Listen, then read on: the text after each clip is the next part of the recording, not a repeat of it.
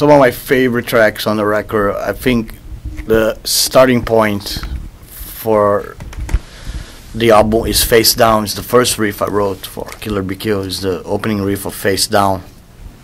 It was the first song me and Greg wrote together. We did the verse and the chorus, and it stays the same from the beginning, which I think is very cool, that we kept a purity from the first days that the band was born. When the project was born, it was just me and Greg.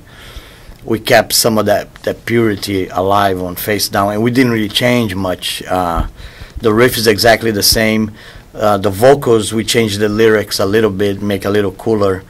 But the core is exactly the same as I was singing. It's very hardcore, old school hardcore chorus that I do it with Greg. And I think for me, it's very cool that we kept that, because of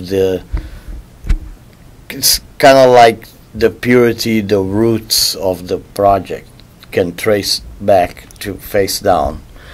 And then second song, I think, is the opener, Wings of Feather and Wax. It was a special song because it wasn't. It was a kind of another song.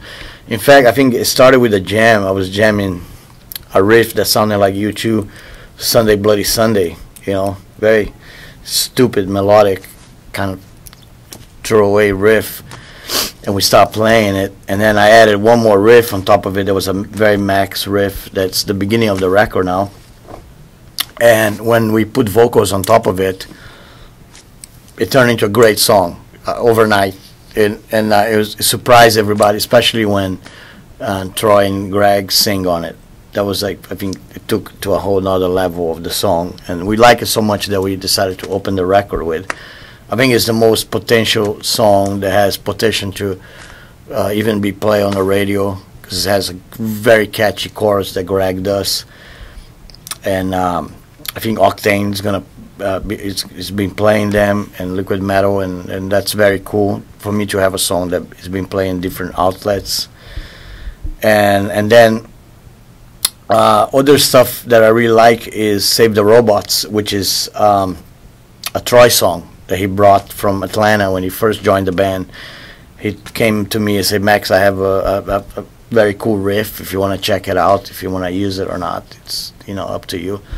And he played for me, and I was blown away. It was awesome. It was great. And I was like, we have to use it, man. So I kind of made a deal with Troy, like, this is your song, just go off, just go crazy on it. He's like, can I name it, can do everything? Yeah, I'm gonna call it Save the Robots. Okay, weird, wild. Can I make a robot voice in the beginning? Like, yeah, you can do whatever you want, man. I'm giving full freedom to go off, go wild on this one.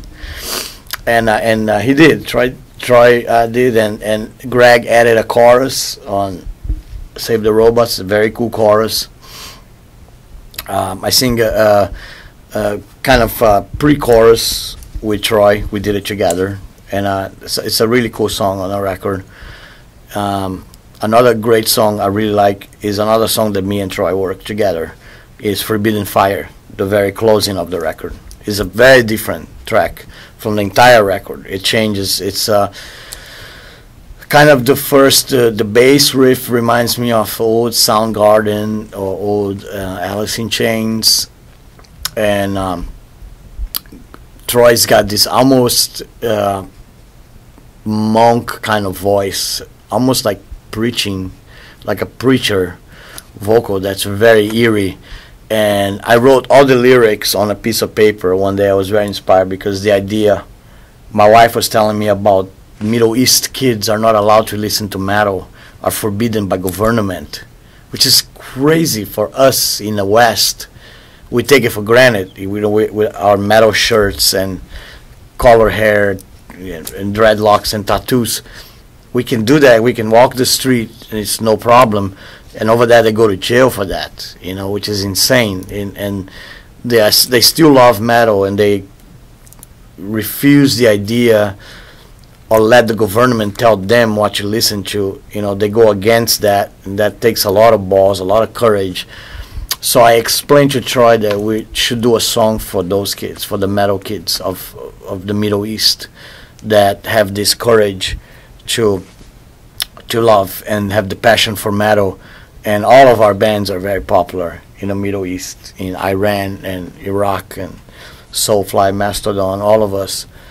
So we did, and I call it Forbidden Fire. I think it's a very cool title, and I have one of my favorite lines that I ever written my whole life, which is "War destroy and music saves," and it's very powerful. It's very, very, very street level kind of chant that I do it on the middle of the song, and it's like just has some really eerie, unique power to it. And I was very happy that we included that song to close the record with, and that's the song that Juan is doing all kinds of guitar effects that sounds like airplanes dropping bombs and kind of war noises and different kind of stuff.